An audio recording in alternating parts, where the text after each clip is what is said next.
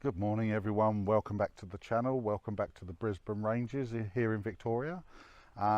It's Sunday morning, we're apparently supposed to be getting even more rain. At the moment the sun's out, it's a little bit cloudy but not too bad. So this is just really an update video. We haven't released any content for some time, so I wanted to just do a couple of update videos on things, a couple of things that we've done on the van. I did have a comment from a gent that mentioned about my BC300 smart shunt on the BM Pro being incorrectly installed, and he was bang on. So I want to adjust that today. Also, the way I've got it wired into the CAN bus, if you like, is actually not in line. It's actually as a unit on its own, which I'll come to.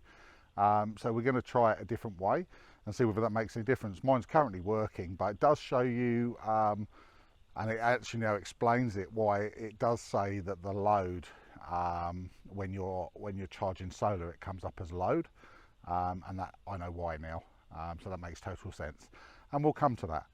Anyway, I'm just going to quickly dash in the van. There's a few things I want to show you guys. We did, when we first got the van, we did install some larger pantry slide baskets, and we installed a sliding pantry, and we've had a few issues with that on the last couple of trips. Let's go in the van and I'll show you what I mean. Okay, coming to the pantry. So the CX22 doesn't generally come with a slide out pantry installed, but we did buy this one. Normally comes with a 100mm basket, and we've extended ours to 200mm. And the problem that we've had, these little catches on the edge of the door are very fine, and also these bits here are pretty weak as well. These are actually hollow, the plastic to them. And we've had a couple of instances where the pantry has slid out and broken the catch on the door. Now, we were putting pool noodles around here to hold, to stop it from being able to slide out. And we did have on a couple of occasions where it still slid out. The pool noodle rotated. Obviously you've got to put a split in it. It rotated and enabled this to come out. So I've made a more permanent fix now, which is nice and neat. And basically what it is, let's see if I can get in here to show you. All I've done is from Bunnings, got some of these elastic hooks with the little button, and basically with this, all you do, pull back and hook it over, and now it's not going anywhere, it won't jump off. Yeah, permanent fix.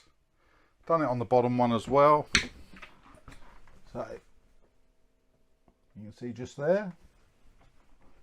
And now, as corrugated as the roads can be, that's not going anywhere. It's held back tight. So there's an idea for you guys.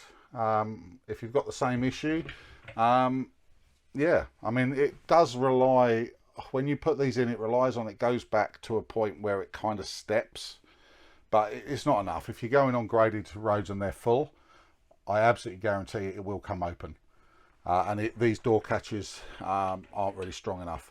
The other option would be to mount these very close to the door so that they don't have enough of a run up to really give the door a hiding.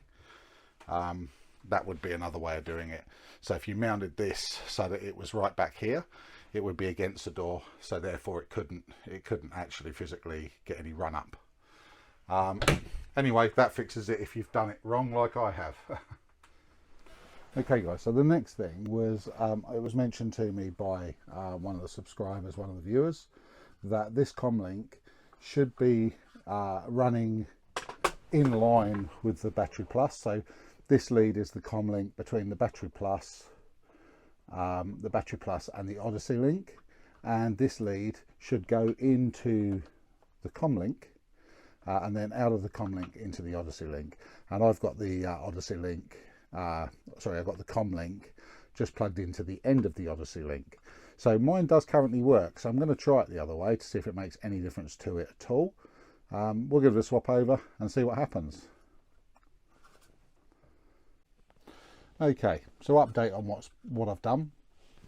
So I've taken the lead, the COM lead that comes from the battery plus 35, this one here, and I've plugged it into this side, the right side of the COM link. And then I've taken the lead that comes with the COM link, plugged it into the left side and gone back to the Odyssey link. So now the communication goes through the COM link and back into the Odyssey link. Assuming that that will make a difference, we don't know. Anyway, it's flashing green. Next thing is to deal with the connections on the battery that I've got wrong. Come back to you. Okay, so the first thing to do when working on anything to do with your charging system is just turn off your main power, which is that one there. That just powers everything down. And then I'll show you what the issue is.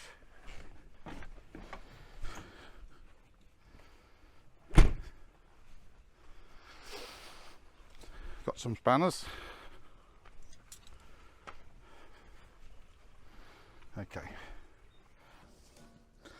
Okay, so the issue is, this is the link, the earth link from the other battery. It's dual battery, so this is the earth link that links the two batteries together.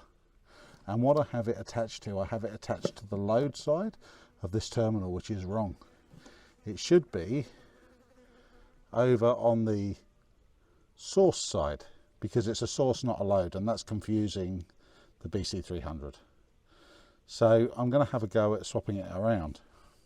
Okay, so what I've done is I've taken the link cable from the let's just popping this stuff away. Okay, so I've taken the link battery, the link cable, the earth link or the negative link from this battery that goes across, and I originally had it on this battery, but I had it on the load side of the shunt, and it should have been here where it is now on the source side of the shunt. That way it reads everything going into the other battery, to this battery, everything going into this battery, or coming, yeah, everything going into this battery as a load. So it should read more accurately now. So just got to make sure it may need pairing again. We'll find out. It is flashing green, so we'll have a look. Okay, back into the caravan. We'll just pop the power switch back on. There you go, everything's back on. Now, those of you that know the BM Pro setup will know that default, when you put the power on, is all lights back on. So there you go, everything's on there. Let's see if we can turn them off. Yes, we can. So we know the connection is good. So we're good on that. Now,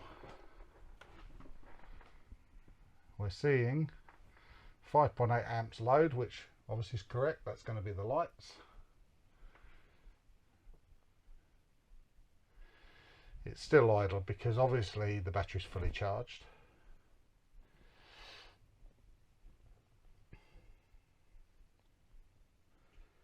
Okay, let's see whether the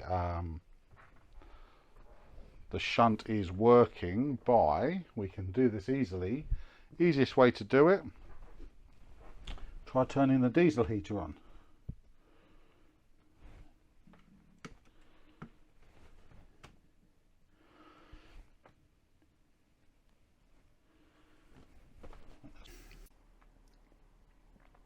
Okay, so just double checking. I've just turned my diesel heater on to see whether or not it detects the load of the diesel heater, because the diesel heater is connected directly to the battery, and it does, so that's good. Obviously it's high at the moment because I've literally only just switched it on. So we know that it's reading correctly without having to repair. So when you disconnect the battery on these, you don't have to repair that B300 smart shunt with the actual the link anymore. It's already stayed paired, so yeah, that's handy. turning the power back on, obviously all this is repaired with itself, which can be a problem sometimes on the BM Pro, but this one's been pretty good. It did it a little bit when I first got it, but yeah, so we're all good on that. So come back to the battery boxes. I just need to put the covers back on and pack away my tools.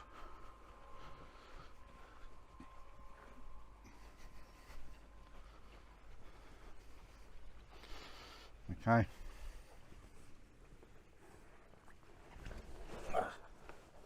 So get back down here.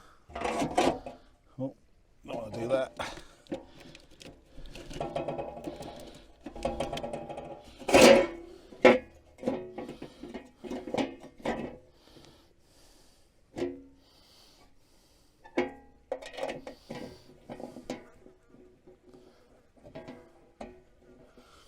Oh, the March flies are out. Gotta love those things, ain't you?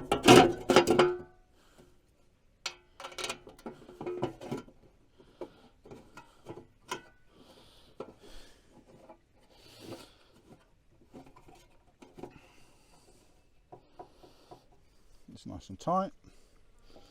And same thing with this one. Let's just get this one straight. There we go. Nip her up.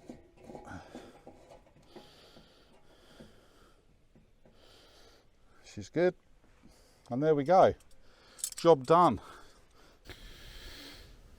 Well guys, that's all complete and done now. A quick shout out to Chris Jeffrey, who pointed out the fact that the BC300 was incorrectly wired, and obviously pointed out the fact that the second battery should be source, not load. Thanks for that, mate.